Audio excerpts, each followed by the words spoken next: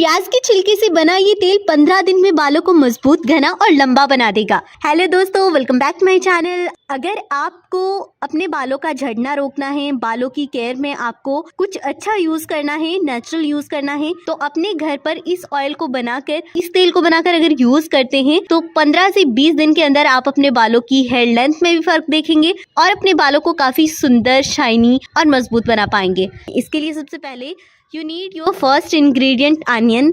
और आप सभी जानते हैं हम सभी के घरों में अनियन का इस्तेमाल बहुत ज़्यादा होता है, लेकिन क्या करते हैं, हम उसके छिलके को फेंक देते हैं। लेकिन आज के इस ऑयल को बनाने के लिए हमारा जो मेन इंग्रेडिएंट है वो यही है, सूखे प्याज के छिलके। देखिए, मैं आपको बताती हूँ ये क्यों बेनिफिशियल है। क्योंकि प्याज के छिलके में सल्फर होने के साथ साथ फ्लेवोनॉइड्स होते हैं जो कि आपकी स्कैल्प कंडीशन को बेहतर बनाते हैं। एंटीऑक्सीडेंट, एंटी इंफ्लेमेटरी प्रॉपर्टीज़ होती हैं जो कि स्कैल्प की सफाई करती हैं। और जब आपका रूट स्कैल्प आपका साफ होता है तो आपकी स्कैल्प की रीग्रोथ होने में आपको फ़ायदा मिलता है।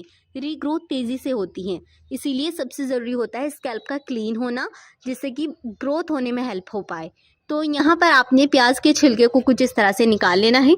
और ये देखिए, हमारे पास एक प्याज का छिलका कुछ इस तरह से हमने तैयार कर लिया है अपने पास। सबसे पहले तेल को बनाने के लिए हमें साफ़ बर्तन लेना है। एक भारी बर्तन ले लीजिए जिसके अंदर तेल को आराम से बना सके। भारी तेली का बर्तन ले सकते हैं। और अब यहाँ पर सबसे पहले जब ये पैन अच्छे से सूख जाए तब आप इसमें आपका जो पहला इंग्रेडिएंट है वो आप इसके अंदर डालेंगे कलौंजी। बालों में ग्रेनेस बहुत कॉमन है और कलौंजी एक ऐसा सीड है जिसके अंदर बहुत सारे प्रोटीन, पोषक तत्व होते हैं और ये बालों के कालेपन में हेल्प करता है। आपके स्कैल्प को मेलानिन देता है जिससे कि बालों की ग्रेनेस दूर होती है। कलौंजी डालने के बाद में आपने प्याज के छिलके जो निकाले थे वो इसके अंदर डाल देंगे। यहाँ पर एक चीज मैं आपको बता दूं, फ्लेम मैंने यहाँ पर लो पर रखा है और लो फ्लेम पर ही मैं इस तेल को बना रही हूँ। बीच बीच में आप इसको बंद भी कर सकते हैं अगर बहुत ज्यादा आपको ऐसा लगे कि ये जलने लगे हैं। तो ये देखिए, दोनों चीजों को मैं अच्छी तरह से रोस्ट कर रही हूँ। यहाँ पर हल्की आंच पे हम इसको धीमी धीमी आंच पे रोस्ट करेंगे। अब इसके बाद में हमारा जो तीसरा इंग्रेडिएंट है दैट इज फेनुग्रीक सीड। हमने यहाँ पर डालना है 1 चम्मच मेथी दाना। मेथी दाना हमें प्रोटीन देता है, विटामिन देता है। मैं आपको बता दूं, ये जो मेथी दाना होता है इसमें एक निकोटिनिक नाम का एसिड होता है जो कि हेयर्स को पोषण देने के साथ साथ उसमें मजबूती भी देता है।